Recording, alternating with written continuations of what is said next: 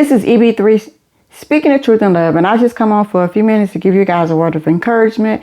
But today I want to do a little bit different. I want to give you a little story time about some of my experiences, and I will be doing this for the next few videos.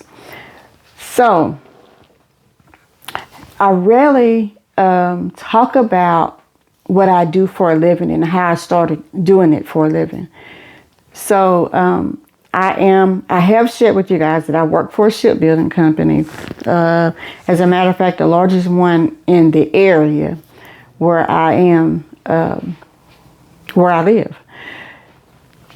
So back when I graduated high school in 1991, I did not go straight to college due to some financial situations. I had a couple of other jobs that didn't work out. I wanted to go in the electrical apprenticeship program. I applied for it for a few times, and each time I did really good with the interview, but I got hired on the third time.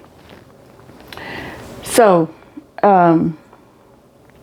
one of the things about apprenticeship, for those people who don't understand what apprenticeship is, so with apprenticeships, normally up until recently, they were all government funded. Any apprenticeship in the United States was government funded, especially back when I started the program that I was in. And so what it is the government gives a company funds to train educationally, like you go in the classroom, you get college credit, and you work and get work experience at the same time.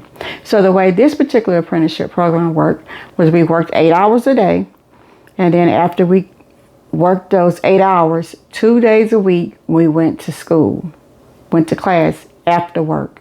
So back then, from 7 to 3:30, we worked, and then class started at 4 o'clock. So you had to rush over there to the junior college and go to school 2 days a week. My class days, the first 2 years was Tuesday and Thursday. Yeah, Tuesday and Thursday. And then so many end up not making it to end up being one class a semester, and it was different days. Like one year it was like Wednesdays, and then another time it was like Tuesdays. But anyway, I wanted to talk about, and I want to make this disclaimer that for the most part, this is not a bad environment.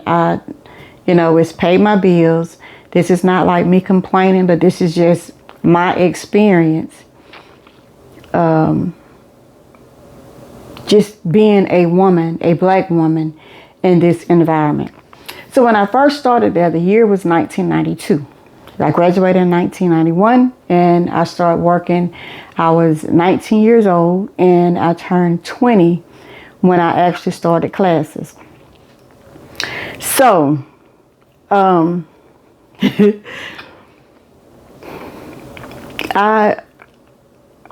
the first year, well, my first experience, the first ever going on a ship, it was what you call MODS, right? And so I remember the first time I went on the ship and to meet my first foreman, which back then we didn't call them foremen, they were supervisors. So to meet my first supervisor. And, back then there was no holds barred. They can say whatever they wanted to say. And I remember it was a crew full of men. It was like, I want to say 12 people in the crew before I got there. Out of the 12, the supervisor was white, the lead person was white, and there was only one black person in the crew. And there you have it. All of them were men, and I was the only woman. But what was said was, I remember the lead person saying, and I'm gonna change the names because I don't want to be offensive to anybody. But the lead person says, Ronnie, what are we gonna do with this little princess? And if you're not Southern, and you've never worked in like these type of environments, you wouldn't understand that was not a compliment. Basically, what he was saying was, what are we going to do with this little girl? You know, what are we going to do with this little girl? Because at the time, I'm already not tall. I'm still not tall. I never did grow. You don't grow too much after 18, right? So I was, back then, I was like 5'1". I'm 5'1", and I weighed about 102 pounds. So he wanted to know what in the world he was going to do with this little girl, basically. But now I want to say that first crew, they did teach me a lot. Like, the same person that made that statement, that derogatory statement, and I just looked at him and smiled and just thought in my head, wow, this is what I've signed up for. They don't even want me here. And they kind of let me know for like the first, I want to say the first 3 or 4 weeks. They kind of let me know, all those white men kind of let me know that they didn't want me there. But me being the kind of person I am, I just kept working. Whatever they showed me to do, I did it. I didn't complain. I didn't ask nobody to carry my tools. I didn't ask anybody to do anything for me. If anybody helped me, it was only because they decided to, because I was probably struggling. But for the most part, I showed them that I went in there with the attitude of, I'm going to show them that whatever they show me to do, whatever they tell me to do, I'm going to give it my best effort to learn it. So because of that, like I said, after I was there for about 4 weeks, they started showing me how to read blueprints and stuff like that. And I know, to like somebody who's never been in this environment, there was a time when they didn't want people that looked like me to know how to read blueprints and stuff. They just wanted you to do what they tell you to do. They didn't really care about you being in an apprenticeship program. They didn't care if you already had experience somewhere else. They just had this ideal of, and I wouldn't say it was like the company itself, but it was just certain leaders just had this idea that really and truly women shouldn't be there in the first place, and a black woman definitely shouldn't be there. But what I learned from that experience is you have to put your best foot forward. You can't just let somebody tell you that you're not smart enough. You can't learn it. You've got to be willing to go in there and understand that, yeah, maybe they may think whatever they think, but I'm going to show them. And that's just how I was, because to go back, I already had this in my mind, because there were people before I even hired on saying that I wasn't going to make it because I was too much of a princess and I was so little. And, you know, back then I was kind of cute. I had all this long, pretty hair, and I used to wear a lot of makeup. I stopped wearing makeup when I went out there because in the summertime it's so hot and you sweat and all that stuff all over your face. And then in the wintertime it's so cold. And I just felt like in that environment, that's not what I was there for, to look pretty or whatever. I'm here to learn my job, to do the things that I need to do to pay my bills, get my education, because these people are paying for me. They're giving me money in my pocket. I got to work hard for it, because that's some dirty, hard work. And you, like I said, you burn it up in the summertime and you freezing in the wintertime. But at the end of the day, you have a good life when you go home. You know, you can pay your You can pay your bills. You can eat. You can go on vacations. You can do all these things. It's a pretty good deal. But at the time, being young, there were times when I had to like stand up and say, hey, I know I'm a female, but would you want somebody talking to your daughter like that? There were several times I remember I had to tell some people that was like in the crew, not necessarily the bosses, but it was like these men in the crew that would test you, that would see if you are one of those who are willing to put up with different things. And I just always have not been willing to do that because in my mind, I went through a lot as a child and I'm not going to put up with a lot of things as an adult. And so I share that with you guys because a lot of times women feel like whatever they're going through, nobody else understands, nobody else get the pressure and the stress. But I'm telling you, back in the 90s, and I know way back, like before I started being in the work environment in the 70s and the 80s, when they start allowing women to come into these spaces, it was hard on those women. And it was hard on me as a 19, 20, 21-year-old trying to make it in life and being around all these men goggling and looking at you and trying to see if they can be the first one to do this and do that. And that was when I noticed a phenomenon like in that environment, that if anyone, like during that time, my first 4 years in the yard, it was in our department, it was only like 5 women that had positions. And they weren't like up there. They was just frontline manager. So, and those 5 women, 2 of them were hookup.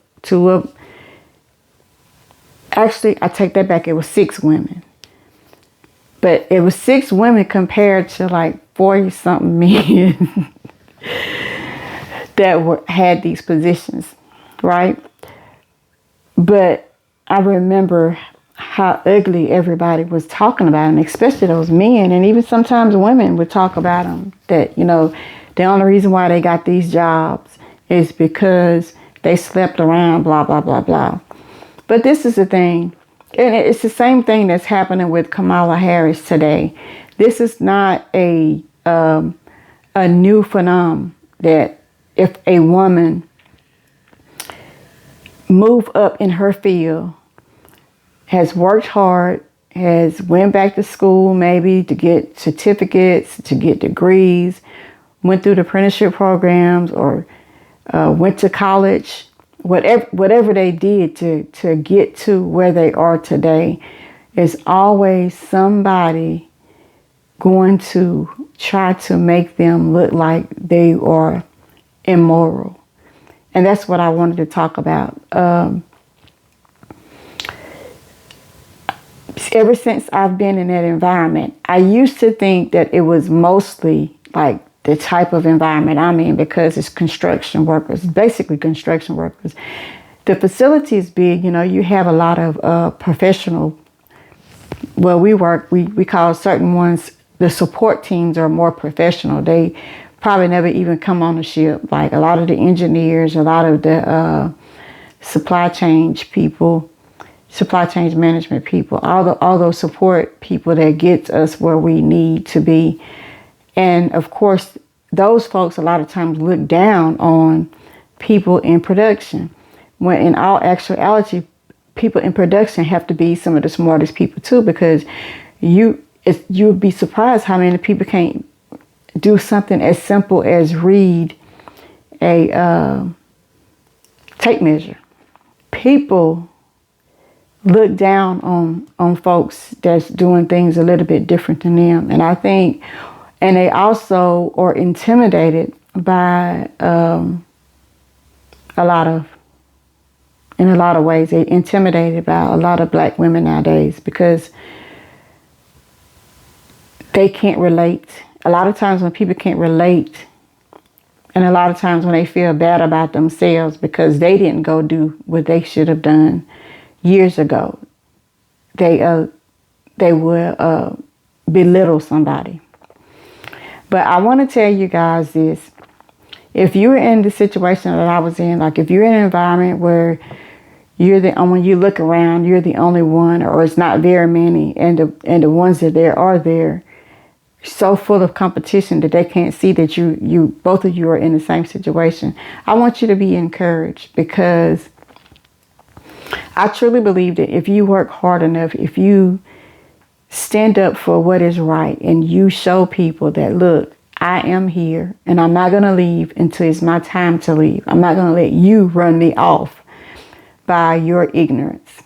And that's what I learned. That was the lesson I learned at such a young age, that you cannot allow anyone to tell you who you are, what you can do, and how far you can go. You can go as far as you want to go.